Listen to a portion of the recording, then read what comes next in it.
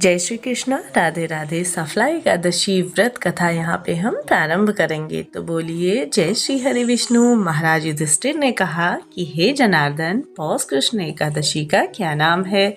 इस दिन कौन से देवता का पूजन किया जाता है और उसकी क्या विधि है? कृपा करके मुझे बताइए। भक्तवत्सल भगवान श्री कृष्ण कहने लगे कि धर्मराज, मैं तुम्हारे स्नेह के कारण तुमसे कहता हूँ कि एकादशी व्रत के अतिरिक्त मैं अधिक से अधिक दक्षिणा पाने वाले यज्ञ से भी प्रसन्न नहीं होता हूँ। अतः इसे अत्यंत ही भक्ति और श्रद्धा से युक्त होकर करें। हे राजन, द्वादशी युक्त पौष कृष्ण पक्ष की एकादशी का महात्म्य तुम एकाग्रचित होकर सुनो। इस एकादशी का नाम सफला एकादशी है। इस एकादशी के देवता श्री नारायण हैं। विधि पूर्वक इस व्रत को करना चाहिए। जिस प्रकार नागों में शेषनाग, पक्षियों में गरुण, सब ग्रहों में चंद्रमा, यज्ञों में अश्वमेघ और देवताओं में भगवान विष्णु श्रेष्ठ हैं, उसी तरह सब व्रतों में एकादशी का व्रत सबसे सर्वश्रेष्ठ है। जो मनुष्य सदैव एकादशी का व्रत करके और वह परम प्रिय हैं, इस व्रत की विधि मैं तुमसे कहता हूँ। मेरी पूजा के लिए ऋतु के अनुसार फल लें। नारियल, नींबू, नैवेद्य आदि 16 वस्तुओं का संग्रह करें। इस सामग्री से मेरा पूजन करें और रात्रि में जागरण करें। इस एकादशी के व्रत के समान यज्ञ, तीर्थ, दान, तप तथा कोई दूसरा व्रत नहीं है। 5000 वर्ष तप करने में भी जो फल मिलता है, उससे भी अधिक फल सफला एकादशी का व्रत करने से प्राप्त होता है। हे राजन, अब आप इस एकादशी व्रत की कथा सुनिए। तो जैसा कि चंपावती नगरी में एक महिष्मात नाम का राजा रहता था। उसके 4 पुत्र थे। उन सब में लुपमन नाम का एक राजपुत्र महापापी था। वह पापी सदा परास्त्री और वेश्यागमन तथा दूसरे बुरे कामों में ही फंसा रहता था। अपने पिता का धन नष्ट किया करता था। सदैव ही देवता, ब्राह्मण, वैष्णवों की निंदा किया करता था। जब राजा को अपने बड़े पुत्र के ऐसे कुकर्मों का पता चला तो उन्होंने उसे अपने राज्य से निकाल दिया।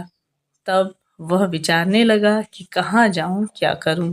अंत में उसने चोरी करने का निश्चय किया। दिन में वह वन में रहता और रात्रि को अपने पिता की नगरी में चोरी करता तथा प्रजा को तंग किया करने लगा। उन्हें मारने का कुकर्म करता। कुछ समय पश्चात सारी नगरी भयभीत हो गई। वह वन में रहकर पशु आदि को मारकर खाने लगा। नागरिक और राज्य में कर्मचारी उसे पकड़ने के लिए, किंतु राजा के भय से उसे छोड़ देते। वन के एक अति प्राचीन काल विशाल पीपल का वृक्ष वहाँ पे था। लोग उसकी भगवान की समान पूजा किया करते थे। उसी वृक्ष के नीचे वह महापापी लुप्पक तथा रहता था। इस वन को लोग देवी देवता की क्रीड़ा स्थली मानते थे। कुछ समय पश्चात पौष कृष्ण पक्ष की 10वीं के दिन वह निर्वस्त्र होने के कारण शीत के चलते सारी रात्रि सो नहीं सका। उसके हाथ पैर अकड़ गए। सूर्योदय होते होते मूर्छित हो गया। दूसरे दिन एकादशी को मध्याह्न के समय सूर्य की गर्मी पाकर उसकी मूर्छा दूर हुई। गिरता पड़ता वह भोजन की तलाश में निकला। पशुओं को मारने में वह समर्थ नहीं था, अतः पेड़ों के नीचे गिरे हुए फल उठाकर वापस उसी पीपल वृक्ष के नीचे आ गया। उस समय तक भगवान सूर्य अस्त हो चुके थे। वृक्ष के नीचे फल रखकर कहने लगा, हे भगवान, अब आपके ही अर्पण हैं। यह फल आप ही तृप्त हो जाइए। इस रात्रि को दुख के कारण रात्रि को पूरी मुझे नींद नहीं आई। उससे इस उपवास और जागरण से भगवान अत्यंत ही प्रसन्न हो गए और उसके सारे पाप नष्ट हो गए। दूसरे दिन प्रातःकाल एक अति सुंदर घोड़ा अनेक सुंदर वस्तुओं में सजा हुआ आया। उसके सामने आकर खड़ा हो गया। उसी समय आकाशवाणी हुई कि हे राजपुत्र, श्री नारायण की कृपा से तेरे सभी पाप नष्ट हो गए हैं। अब तू अपने पिता के पास जाकर राज्य प्राप्त कर। ऐसी वाणी सुनकर वह अत्यंत ही प्रसन्न हुआ और दिव्य वस्त्र धारण करके भगवान आपकी जय हो कहकर अपने पिता के पास चला गया।